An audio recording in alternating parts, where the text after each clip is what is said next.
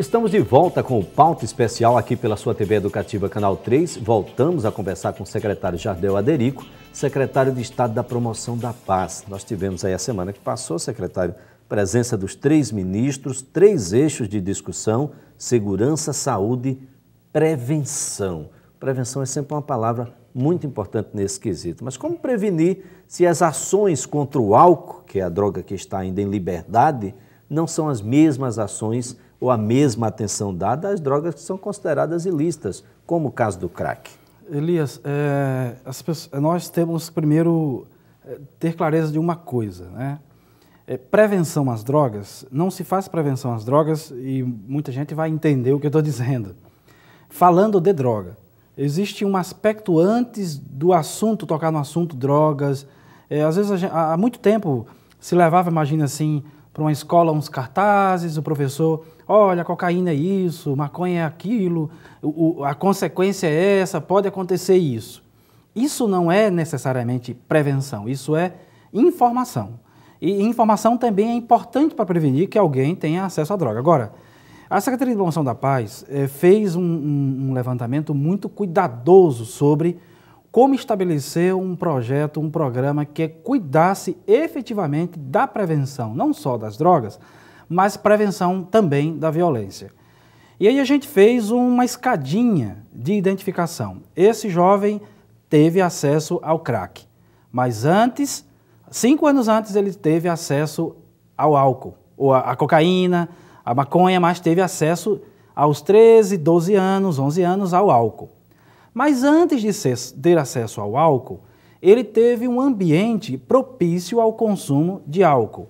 E antes de ter um ambiente propício ao consumo de álcool, interiormente ele não tem condição nenhuma emocional de avaliar a sua relação com o consumo de álcool, drogas e seja lá o que for. Aí a gente foi lá para a origem e percebeu-se a necessidade de atuar com as crianças de 6, 7 anos e manter essa atuação durante um período prolongado de aproximadamente 9 anos. Se fosse para fazer um espetáculo, eu diria a você que nenhum governador teria tomado a decisão de investir em uma ação que só perceberíamos os resultados amplos daqui a 5, 6 anos. Porque isso não é a lógica da política no país. Eu faço alguma coisa que eu perceba agora.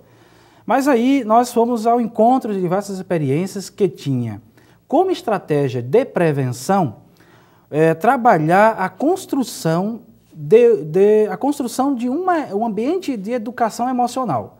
Elias, isso tem uma ligação muito grande com o consumo de drogas. E é muito claro isso. Todo alcoolista, todo dependente químico tem uma desestrutura emocional. Isso é claro e óbvio. Era preciso, então, reordenar essa estrutura emocional. Não é possível fazer isso numa pessoa. É possível, mas é muito mais trabalhoso fazer isso numa pessoa com 35, 30 anos, 25 anos.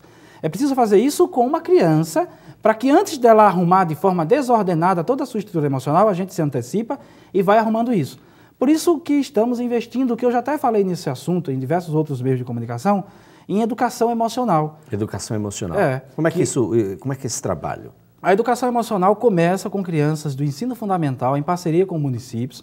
Hoje são 16 municípios e 18 mil crianças. Vai passar para 35 mil crianças e a meta é 130 mil crianças.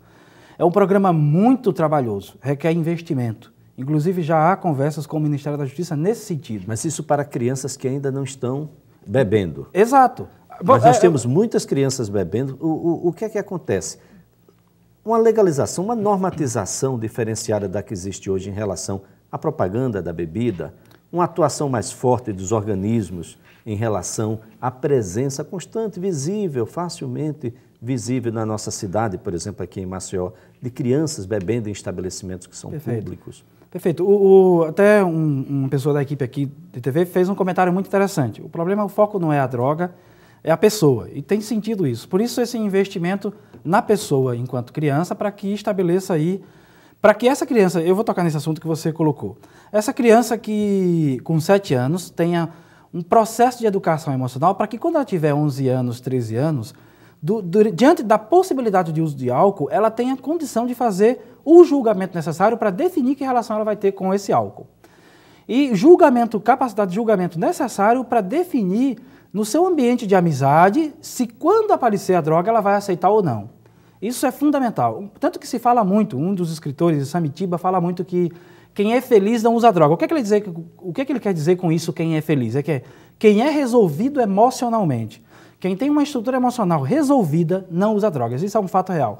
99% dos nossos jovens que vão lá para a casa de acolhimento têm problema emocional. E esse problema emocional nasceu e cresceu dentro da família, dentro de casa. E também com a escola contribuindo para isso, porque a escola não sabia lidar diante dessa desestrutura emocional. Agora nós temos um jovem de classe média alta e também da classe alta que está inserido nas drogas. Tá, mas esse jovem, foi interessante essa sua pergunta, fantástica, porque esse jovem da classe média e classe alta também precisa ser educado emocionalmente. Não significa dizer, Elias, que uma pessoa pobre ou rica teve mais ou não oportunidade de ter educação emocional, educação no ambiente familiar. Isso não tem necessariamente nada a ver. Ou seja, para ser uma pessoa resolvida emocionalmente, não significa dizer que ela tem que ser pobre ou rica, bem ou não economicamente. Ela precisa ter tido um ambiente familiar adequado para estruturar a sua condição emocional. Talvez por isso que eu estou aqui, você está aqui, sua equipe está aqui. Tivemos a oportunidade de ter tido um ambiente familiar que deu condições de nos educar emocionalmente. E aí a gente sabe se relacionar com drogas, sabe se relacionar, com medicamentos, com álcool, sem precisar virar um dependente. Com o resultado desse ambiente familiar que não foi muito bom. As crianças estão bebendo. A gente não tem tido uma resposta muito firme. Por exemplo, do fechamento de estabelecimento de pessoas que não têm, infelizmente, responsabilidade social. Perfeito. Aí o que acontece agora? Aí temos agora um adolescente jovem que já se relaciona com álcool. Já é, quem sabe, até alcoolista, com 14 anos, 15 anos. A intervenção aí é uma intervenção de tratamento.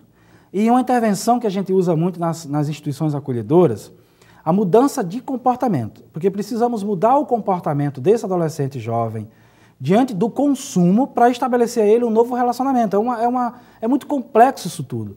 Mas a gente precisa mostrar para ele que existem outras formas de prazer no dia a dia que não seja o álcool ou a droga. Em casos mais extremos, eles terminam sendo encaminhados para os CAPs. É tardia essa ação. Só permita, é tardia essa ação. É tardia, porque ele já é um dependente.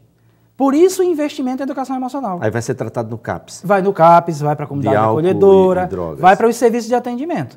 Agora, imagine tratar um adolescente de 14 anos dependente. E não vai ficar só no álcool. Não fica só no álcool. Ele vai terminar entrando em outras drogas. Isso também já é observado por meio de pesquisas. Recentemente, agora, a lei do deputado Joãozinho que diz que fala sobre a proibição do consumo, do uso e da venda de bebida alcoólica para menores. Agora é preciso fiscalização. Precisa, e vamos cair em campo em relação a isso. Porque o supermercado está vendendo. Exatamente. Porque os bares estão vendendo, porque as festas sem os menores praticamente não acontecem. Tem um fato que aconteceu recentemente, Elias, que foi... Um detalhe aqui, secretário, antes do senhor entrar nesse fato, que é o seguinte, nós tivemos chefes de Estado e de governo que se reuniram, ex-chefes de Estado e governo, entre eles o ex-presidente Fernando Henrique Cardoso.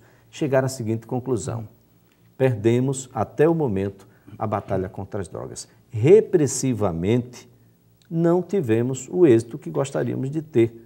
E falou-se, inclusive, sobre a possibilidade não só de legalização, mas de regulamentação da venda e consumo desses entorpecentes. Esse é um caminho que parece que deve ser adotado aí por alguns estados, algumas nações. É muito difícil fazer essa reflexão agora porque ela encontra diversas formas diferentes de pensamento. Uma coisa é clara, não é o momento ainda, o país não tem uma estrutura jurídica, uma estrutura legal para acompanhar ainda discussões no tocante à legalização, à descriminalização ou qualquer outro tipo de forma de lidar com a permissão do acesso, a produção, ainda é muito cedo. Esses líderes se reuniram, tiveram essa reflexão, mas também houve muitas outras contra-reflexões. Claro. No sentido de dizer que, por exemplo, olha, não conseguiu se enfrentar até hoje porque não foi dado o devido investimento às áreas de segurança e de inteligência. Inclusive, isso tem sido priorizado muito essa questão. Nós temos 16 mil quilômetros de fronteira, isso vou repetir, 16 mil quilômetros de fronteira, com países produtores de cocaína sem vigilância. Sem a devida vigilância. Tem vigilância, mas sem a devida vigilância. Por isso que os estados de Rondônia, que são a região fronteiriça, tem um maior problema de prisões ligadas ao tráfico de drogas. A população carcerária, por exemplo, de Rondônia é de 10 mil presos. 80%, perdão, 80% tráfico de drogas. Então você começa a fazer uma avaliação bem clara dessa demanda criminal que faz com que a gente faça reflexões muito cuidadosas sobre legalização, sobre descriminalização, sobre permissão de uso, sobre as formas devidas de tratamento.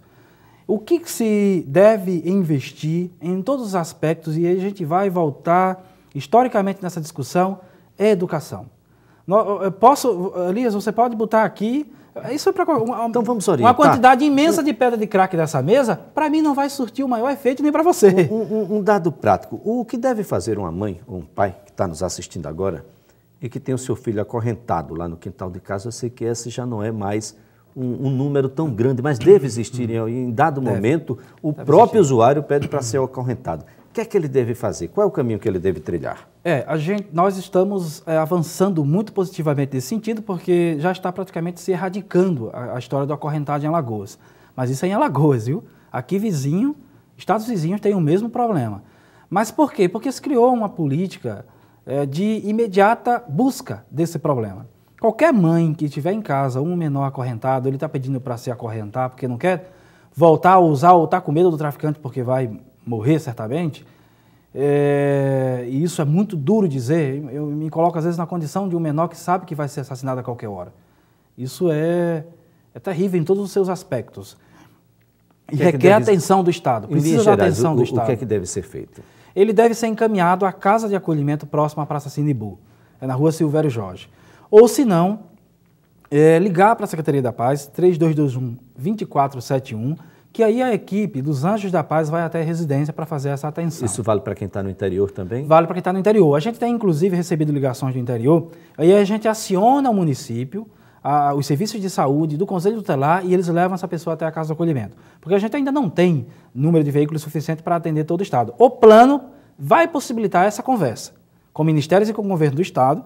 O governador Teotônio Vilela determinou que a gente readequasse essa estrutura para que a gente possa ter polos de atendimento que chegue até o sertão, leitos para desintoxicação. O plano, inclusive, vai contemplar mais de 100 leitos em Alagoas para desintoxicação. Hoje é quase zero esse número. Então, nós teremos logo no primeiro ano, já uma demanda diferenciada de atendimento. Isso é muito importante, né? Tem que ser uma ação multidisciplinar. Eu quero, inclusive, renovar esse contato aqui com o senhor no Pauta Especial para que a gente possa pormenorizar, setorizar essa discussão, porque é uma discussão do interesse de todos, secretários. É verdade. Eu quero aqui agradecer a sua participação e os esclarecimentos. Muito obrigado, Elias.